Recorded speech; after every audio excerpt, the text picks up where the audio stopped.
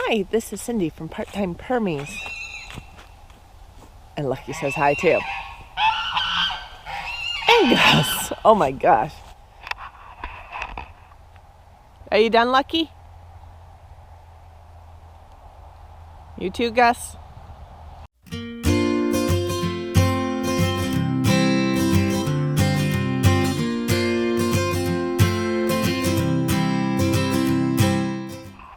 Okay, so, well, we had some adventures. Last night, I was actually, closing everybody up, getting everybody ready for bed.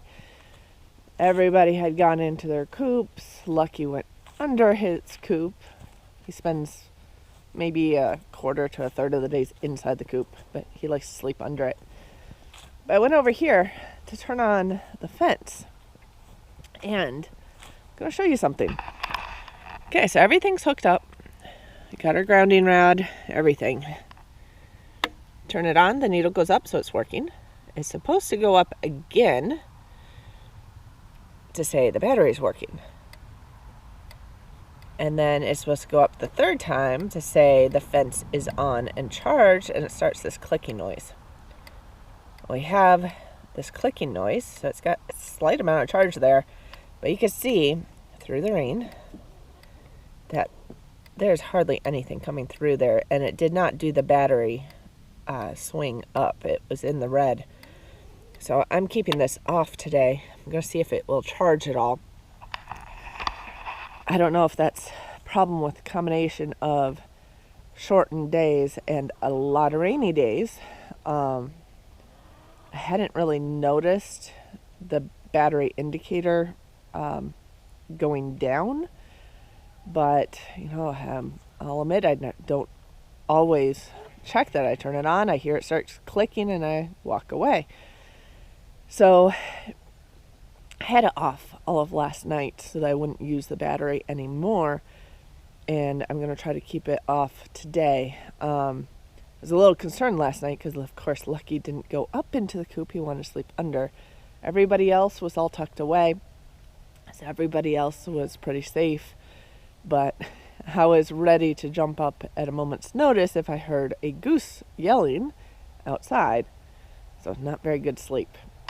And then, of course, this morning, oh gosh, it was like 5 o'clock in the morning, I want to say. I did hear one hen start sounding a warning call. Didn't hear Lucky at all, just one hen start sounding the warning call, and a bunch of chicks making a bunch of noise. So I did come outside and check on them because, I was like, well, Lucky's not making any noise, but there's a hen sounding off, and I kept hearing the chicks. So I came out here, and in the dark with a flashlight, Lucky was fine. He was sleeping under his coop, no big deal. I came over here, and these guys were all outside, and they were all over at that end of the coop. And Mama was pretty unsettled. Coop was locked up, no problem there. I did notice, I have this to block some extra rain up top. One of the bricks was off and on the ground. The rest of them were in place. Everything was all locked up like it is right now.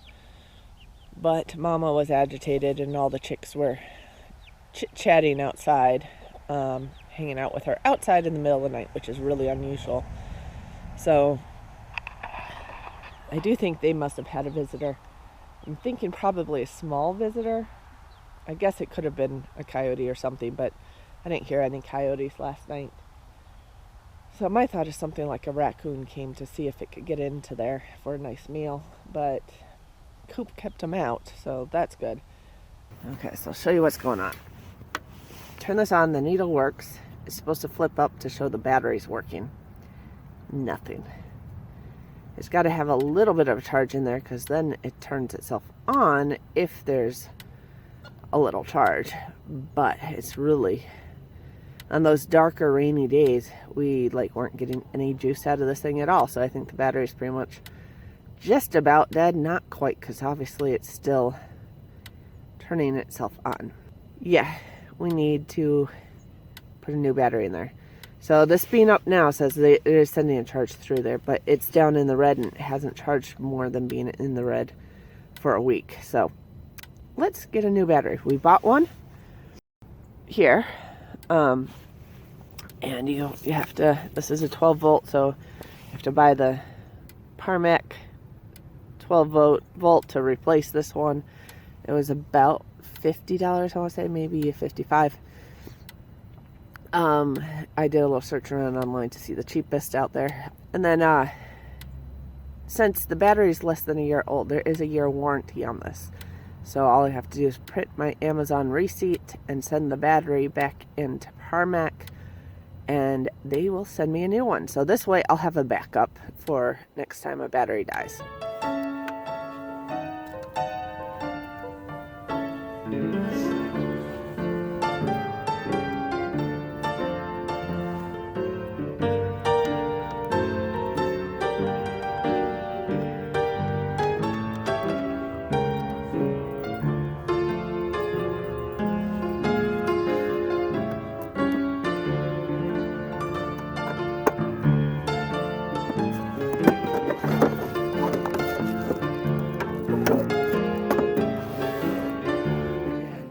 This is what it looks inside. So all I had to do is take a screwdriver on the outside to pop the lid off, de-stuff this thing just to keep things from jiggling around too much.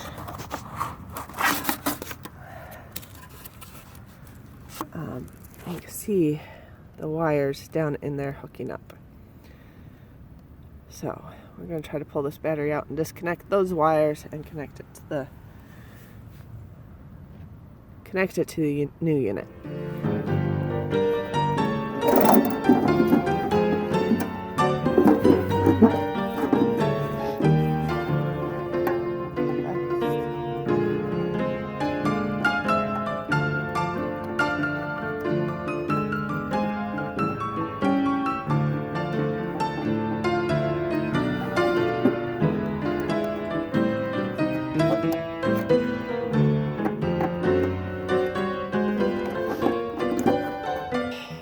Just remember to look at the negatives and positives.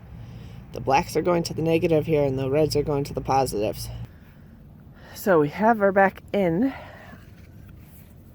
We got all the connections down there made. We're going to connect it back up. That's really manually to keep it from shaking loose while you're moving the unit. But we got all that back in. Now we just pop this top back on. And we'll see how much charge is on the battery. If it's full, then I'll go ahead and start it. But if not, I'll leave it off all day and check to see if it's full tonight. Because usually you want this to charge for a couple days before you start it. But I'll see how much charge is actually on there first.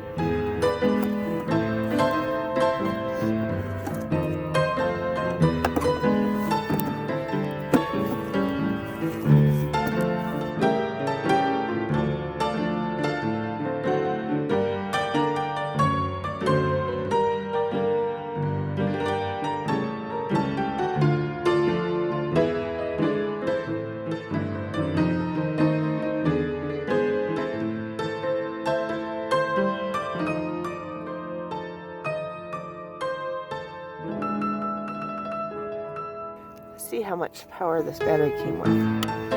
There's 1, 2. See that? It's good. It's fully charged. And then when it goes on like that, it's starting to send out pulses. So connect this back to the fence. Okay, so since the battery looks like it's completely charged, we're just going to go ahead and use it.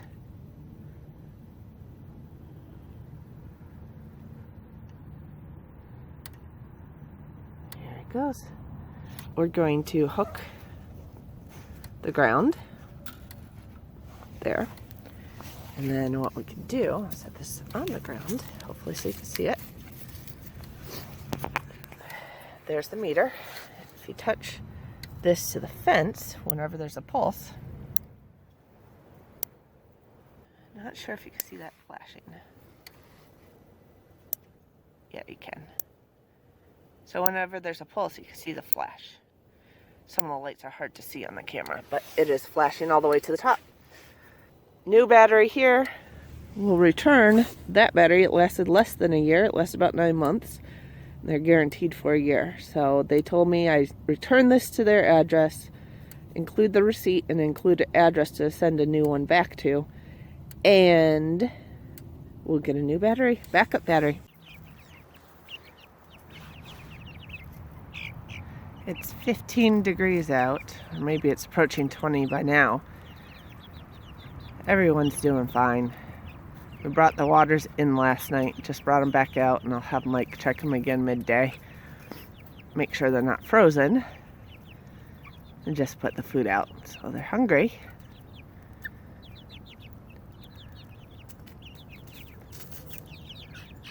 Some more in there. But they're doing all right.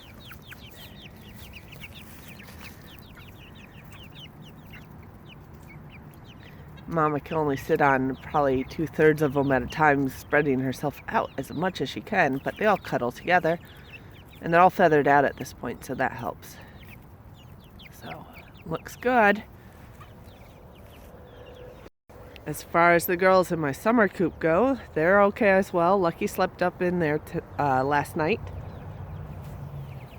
And I wanted out in the morning.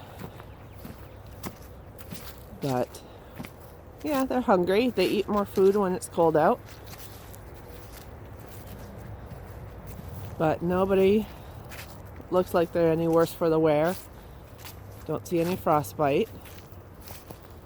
They sit over their feet, so like they spread their feathers over their feet, so they do keep them warm. And then Leapy with his girls were still in the red coop. I got to get them switched over to this coop this weekend. So I broke up the ice to the pool, and guess who goes straight to it? There's about, I don't know, a 1/4 inch ice in there. It wasn't hard to break up. And Lucky says, I love my pool. And he wasn't the only one. Gus has gone inside by now, but he went straight to the pool when I opened the door. Again, had to break up his ice over there. So